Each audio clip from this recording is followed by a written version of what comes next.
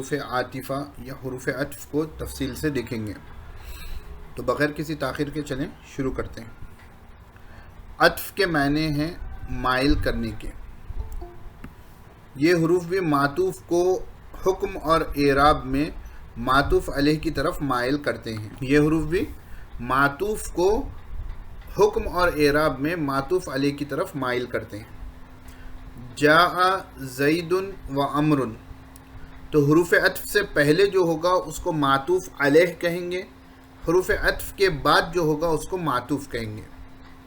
حروف عطف سے پہلے جو ہوگا اس کو معطوف علیہ کہیں گے اور حروف عطف کے بعد جو ہوگا اس کو معطوف کہیں گے. عطف کے معنی کیا ہے؟ مائل کرنے کے. تو حروف عاطفہ یا حروف عطف بھی کیا کرتے ہیں؟ معطوف کو یعنی بعد میں آنے والے اسم کو اپنے سے پہلے والے اسم کے طرف مائل کرتے ہیں، حکم میں اور اعراب میں. جیسے اس لیے اس نام سے موصوم ہے، اس لیے ان کو حروف عطف کہتے ہیں کیونکہ یہ مائل کرتے ہیں. یہ 10 ہے.